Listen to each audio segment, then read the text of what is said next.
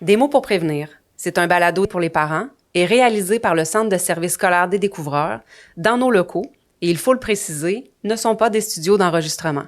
Alors, sans prétention et en toute simplicité, nous vous souhaitons une bonne écoute.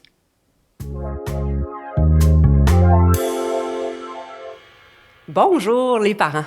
Donc, je m'appelle Geneviève Lampron, je suis travailleuse sociale pour le Centre de services scolaires des découvreurs pour ce beau projet de balado que je vais avoir la chance de réaliser avec mon amie Valérie Houle, qui a plusieurs chapeaux, mais on s'est connus grâce à toute ton expérience du temps que tu travaillais pour la direction de la santé publique. Je te laisse parler de tous tes chapeaux et merci d'être là avec moi. Mais salut, c'est vraiment un plaisir partagé. Geneviève, contente d'être avec toi pour réaliser ce beau projet. Oui, effectivement, plusieurs chapeaux. Je suis là à titre de chargée d'enseignement clinique au certificat en dépendance à l'Université Laval. Mais je suis aussi conseillère en prévention pour l'organisme Trapèze qui travaille en prévention des dépendances, qui est présent dans plusieurs écoles secondaires, en centre de formation professionnelle aussi dans la capitale nationale, qui réalise différentes activités, ateliers auprès des jeunes, des élèves, mais aussi des activités auprès des adultes qui entourent ces jeunes-là.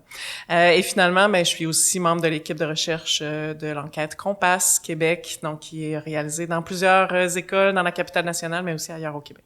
Dont nos écoles, entre autres, qui, pour la majorité, là, participent à cette enquête.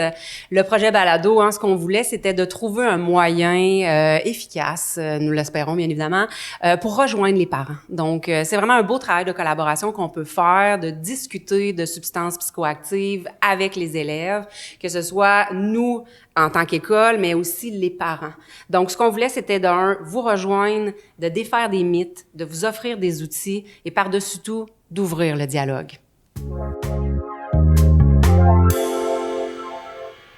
Donc, avant de mettre en branle ce beau projet, on a quand même eu la sensibilité de communiquer avec les parents. Donc, on a quand même réussi à rejoindre pratiquement 400 parents qui nous ont donné un peu leur avis là, en répondant à nos questions.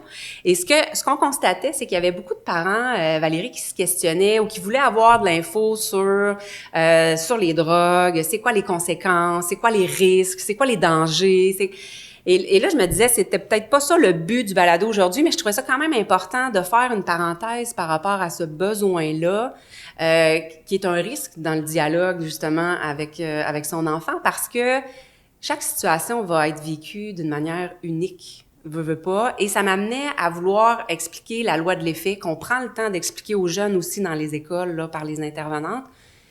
Valérie, parle-moi de la loi de l'effet. Faut que les parents connaissent un peu qu'est-ce que c'est. Ben oui, puis il y a un lien direct avec les besoins que tu viens de nommer, parce que la recette, on aimerait donc ça l'avoir. Absolument. Savoir la série d'ingrédients, dans quel ordre, qu'est-ce que je dis, qu'est-ce que je dis pas. On en a des pistes, c'est sûr, mais on pourrait faire le parallèle avec la loi de l'effet, justement, qu'on utilise dans nos différentes interventions avec les élèves, qui vient dire essentiellement qu'il n'y en a pas de recette. C'est-à-dire qu'il y a différents ingrédients que l'on connaît. Il y a l'individu lui-même, son parcours, ses émotions, comment il se sent, ses expériences, son âge, son profil. Donc, il y a plusieurs éléments autour de l'individu qui vont venir influencer ultimement la façon dont il va vivre sa consommation, les effets qu'il va ressentir. Mais il n'y a pas que ça. Il y a la substance elle-même, le type de substance, la quantité, la puissance, d'où elle vient. Ça, c'est un autre élément qui va venir jouer dans la recette. Ouais. Puis l'environnement, le contexte dans lequel se fait cette consommation-là. Donc, trois principaux facteurs qui eux-mêmes peuvent se décliner en différents éléments. Donc, c'est la loi de l'effet. Puis, ça vient illustrer le fait qu'il y a beaucoup d'éléments en jeu, puis que, on peut avoir, il faut considérer ces différents éléments-là dans notre prise de décision, dans notre compréhension du phénomène. Donc, on a vraiment substance, individu, contexte. Exact. Ce qui veut dire qu'on peut avoir, par exemple, deux jeunes complètement différents qui vont avoir envie de faire l'expérience de la même substance dans le même contexte et ils n'auront peut-être pas les mêmes effets. Ou on peut avoir un jeune qui va consommer la même substance, mais de par le fait qu'il ne consommera pas sa substance dans un même contexte, pourrait avoir des effets qui vont être différents. Exactement. Puis c'est pour ça que l'information sur chacun de ces éléments-là est important. Mais ce qu'on veut, c'est amener le jeune, puis ultimement aussi dans le contexte qu'on est aujourd'hui avec les parents, amener à réfléchir à comment on développe le sens critique, comment on réfléchit à la consommation, comment on se prépare à prendre ces décisions-là dans notre vie, là. Absolument. Puis bien évidemment, comme parents, on a envie d'être un beau filet de sécurité pour notre enfant parce qu'on souhaite de tout cœur qu'il fasse les meilleurs choix possibles. Puis être disponible si jamais il y a besoin. Exactement.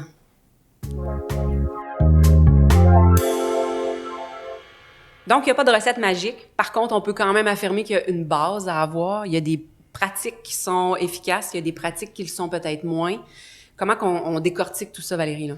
Ben oui, tu as tout à fait raison. La science, la littérature vient nous donner quand même des pistes intéressantes sur la façon d'aborder le sujet, sur des éléments qu'on peut déjà mettre de l'avant dans notre échange, dans notre discussion avec notre adolescent. Un des premiers éléments, c'est de nommer notre inquiétude, de partager comment on se sent par rapport à la consommation. C'est une belle occasion de partager ses valeurs, de partager ce qui est important pour nous. Donc ça peut être un des points de départ. Évidemment, ça peut ne pas être facile comme discussion, ça peut être malaisant, tu le nommais d'entrée de jeu. Une des façons de peut-être réduire ce malaise-là, c'est de se préparer, d'envisager cette discussion-là. Donc avant même de faire l'échange avec son adolescent, c'est de s'imaginer les éléments qu'on aimerait discuter, de s'imaginer cette discussion-là, puis de se préparer psychologiquement, en fait, à mener cet échange-là pour qu'il soit le plus calme et respectueux aussi avec notre enfant. Tout à fait. Un élément aussi important que la littérature nous dit, c'est que plus on va avoir cette discussion-là sur une base égale et ouverte, plus le dialogue va être ouvert. On a vu que c'était associé à une baisse de l'usage chez les ados. Donc, d'être en mesure d'équilibrer notre discussion, oui, on a des choses à dire, on a des émotions à partager, mais il faut aussi être en mesure d'être à l'écoute. Donc, de garder cet équilibre-là entre ce que nous, on a à partager, les questions qu'on a à poser à notre enfant, mais être en mesure aussi d'écouter, d'être prêt à entendre ce qu'il a à nous dire. Puis j'ai envie d'ajouter sur ce point-là, Valérie, que comme parents, c'est important de garder en tête que c'est pas parce qu'on écoute notre enfant qu'on est d'accord avec ce qu'il dit. Mais il faut lui donner la chance de s'exprimer, puis de pouvoir peut-être répondre par après ou d'ouvrir le dialogue sur ce qui vient d'être dit.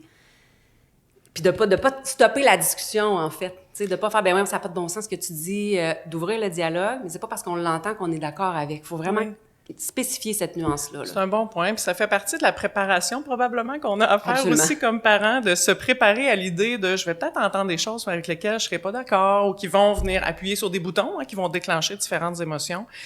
Puis un des éléments aussi qu'il faut garder en tête, c'est que cette posture-là de dialogue ouvert, de dialogue égal avec notre adolescent, ça vient qualifier la discussion, ça vient y donner un pouvoir positif. Et ce que la littérature nous dit, c'est que c'est pas tant la fréquence de nos discussions, mais la qualité de cette discussion-là. Donc cet échange ouvert-là, cette qualité de discussion qu'on va installer, c'est ça qui compte, c'est ça qui est important, plutôt que la fréquence, puis même ce que la science nous dit dans la littérature, ça dit que les parents ont souvent même l'impression de tenir beaucoup de discussions puis d'en parler régulièrement, puis ce qui est pas la perception des élèves eux-mêmes, des jeunes eux-mêmes. Ils font oui, bon, la discussion se fait, mais c'est pas si fréquent que ça. Donc les parents, on a l'impression d'en parler beaucoup plus souvent que ce que les jeunes nous en disent. On leur demandera, on va avoir la chance d'avoir des jeunes avec nous dans un prochain épisode. Tout à fait.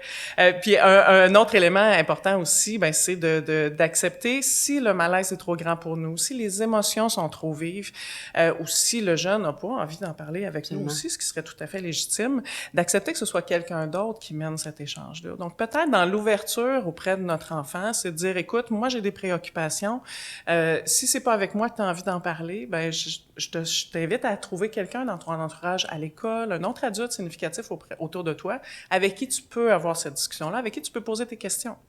Puis de le nommer aussi, tu sais, des fois de dire « j'aurais envie d'avoir ces discussions-là avec toi, mais j'ai peur de pas être adéquate. Est-ce qu'il y a des gens, est-ce qu'il y a des ressources, est-ce qu'au moins je peux t'accompagner là-dedans pour que tu puisses avoir quelqu'un avec qui échanger? » Parce qu'il y a quelque chose qu'il faut qu'on garde en tête, tu sais, puis on en discutait tout à l'heure, c'est pas tous les jeunes qui vont faire le choix de consommer, là. Tu sais, ça, c'est important de le savoir. Par contre, dans l'adolescence, c'est tous les jeunes qui vont avoir à se positionner par rapport au choix à faire. Est-ce que j'ai envie de l'essayer ou j'ai pas envie de l'essayer? D'où l'importance d'en discuter. Un des premiers réflexes qu'on a dans cette discussion-là, c'est de parler des règles, parler des conséquences, parler du cadre. Puis c'est correct, c'est notre travail de parents aussi de mettre ce cadre-là, d'établir certaines règles dans la maison, dans nos échanges, et c'est tout à fait correct. Lorsque ces règles-là sont mesurées, cohérentes aussi avec l'objet en question ou le comportement, lorsque c'est nommé à l'avance et lorsque c'est appliqué, on le sait que c'est protecteur aussi. Oui. On le sait que ça va avoir un effet protecteur rassurant auprès du jeune, même si c'est pas le message qu'il nous envoie nécessairement, mais on sait que ça va avoir un effet lorsque c'est annoncé et appliqué.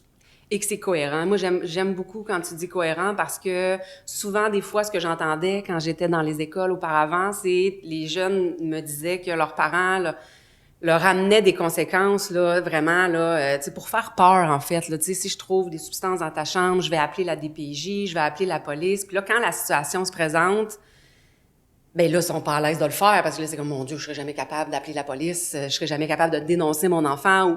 Fait que, tu sais, et là, à ce moment-là, on perd toute la crédibilité, tu sais. Puis après ça, si on essaie de mettre autre chose en place, on va avoir beaucoup plus de difficultés. Donc, des fois, il vaut mieux y aller avec des conséquences qui sont plus petites, quitte à les augmenter selon la situation, selon le gros bon sens aussi, là, tu sais, la situation qui se passe devant nous, que d'y aller trop gros puis de pas le faire. Oui, puis quand on parle des règles, un élément important, puis là on bascule peut-être un petit peu plus du côté du à ne pas faire ou à éviter.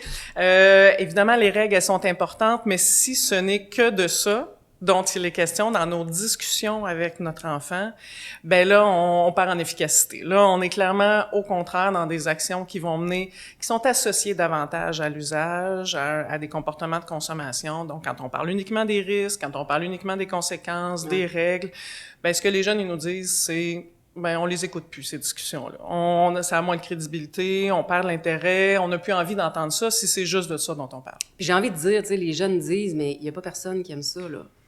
Même les adultes, tu sais, dans des discussions, si on se confie à une amie, puis que l'amie fait juste nous dire les conséquences, puis pourquoi tu fais ça, puis t'as-tu pensé à ça? Il y a une espèce d'automatisme qui se crée, là, tu sais. Fait que c'est pas juste les jeunes, finalement, là. Oui, tout à fait. Puis il y a un autre élément qui est associé à l'usage aussi. Il y a, oui, les règles, les conséquences, tout ça, évidemment. À un moment donné, on n'écoute plus. Mais il y a de se faire parler, tu sais, d'entendre nos parents parler de leurs propres expériences. Ça a ses limites aussi.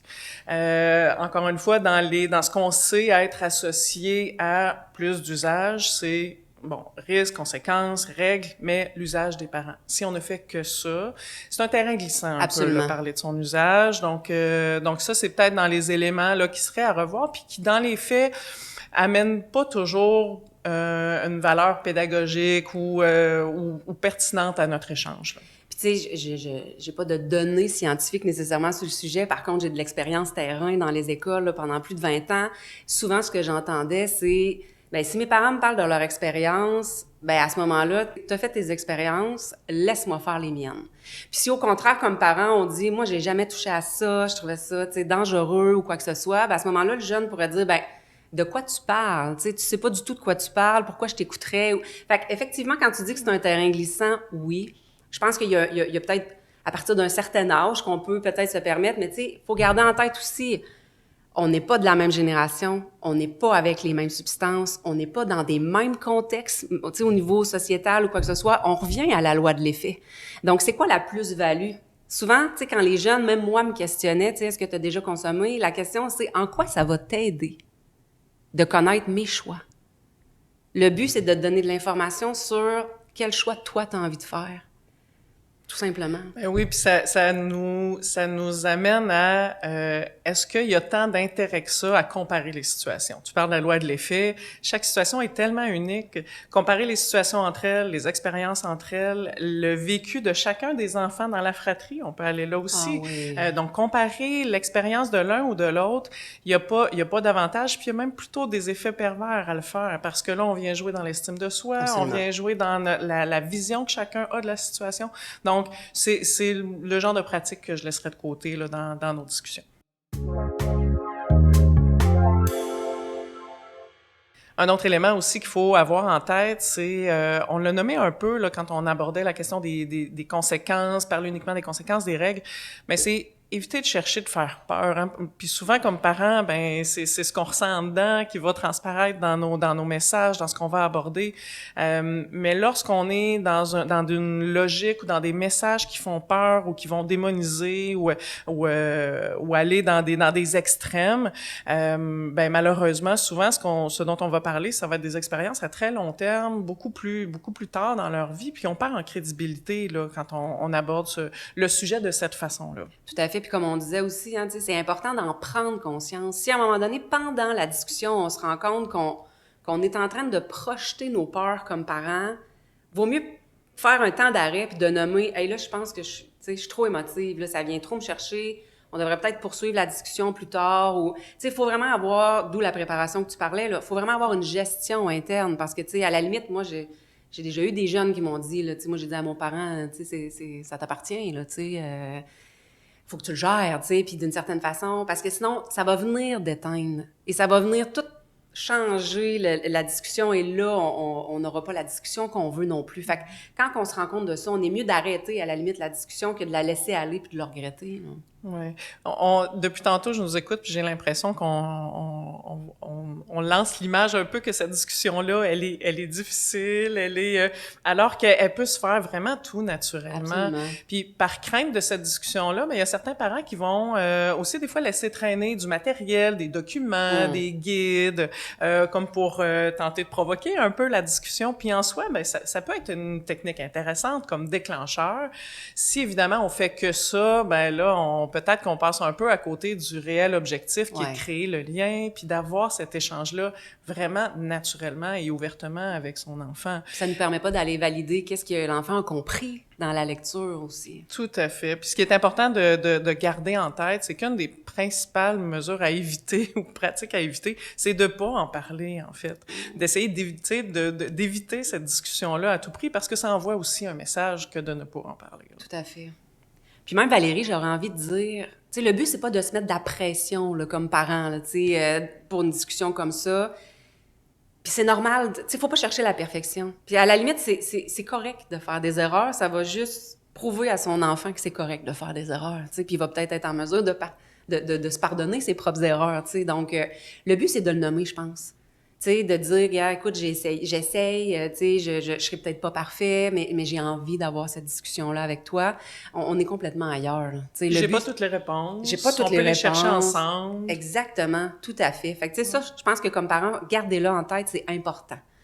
J'ai envie de dire même que, tu sais, la prévention au niveau des substances psychoactives, ça se fait bien avant, dans le sens où on peut faire de la prévention au niveau des substances en amont. Juste quand on a des discussions avec nos enfants au niveau de la confiance personnelle, au niveau de respecter ses limites, au niveau d'apprendre à s'affirmer dans ce qu'on veut, dans ce qu'on veut pas.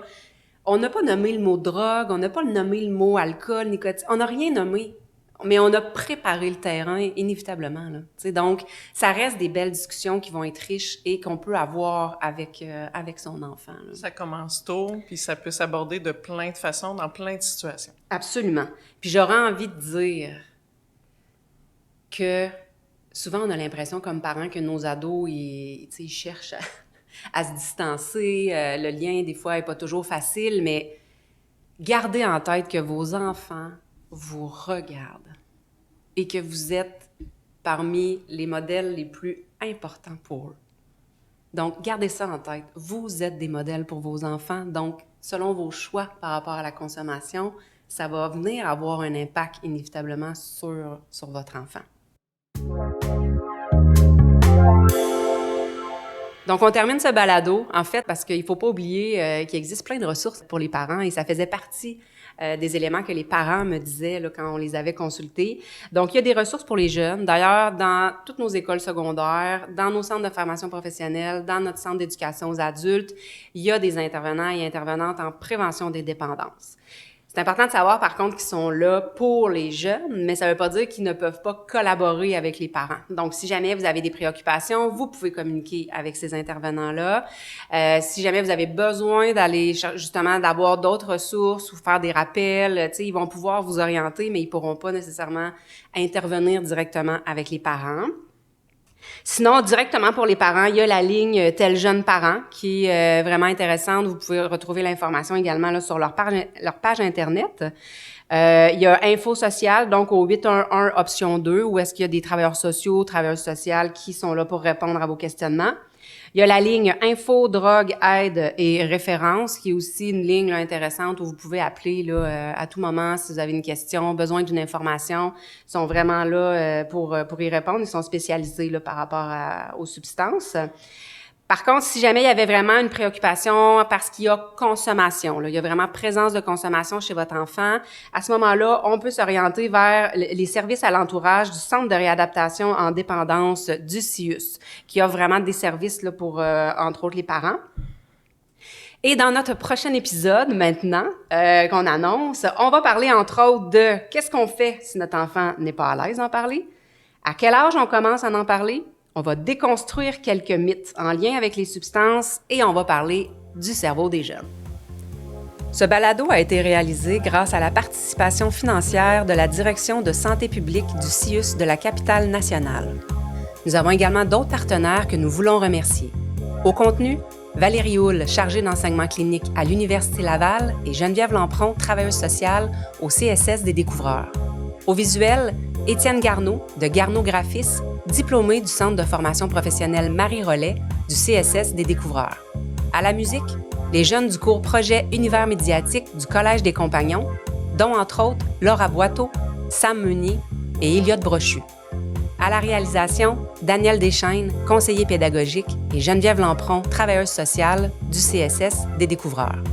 Sans oublier les jeunes de nos 4 écoles secondaires qui ont participé au 3e balado, les 400 parents qui ont répondu à notre questionnaire et à notre centre de service scolaire Marie-Claude Carrière, enseignante au centre de formation professionnelle Marie Rollet, Geneviève Nadeau, répondante matière pour le domaine des arts, les intervenantes en prévention des dépendances de nos écoles secondaires, le service du secrétariat général et des communications, Corinne Gilbert, conseillère pédagogique, et en terminant, Annie Pelletier, agente de planification, de programmation et de recherche substances psychoactives chez les 12-17 ans de la Direction de la santé publique, ainsi que la Maison des jeunes de l'Ancienne Lorette et celle de Saint-Augustin de Desmaures. Alors, au nom du Centre de service scolaire des Découvreurs, merci.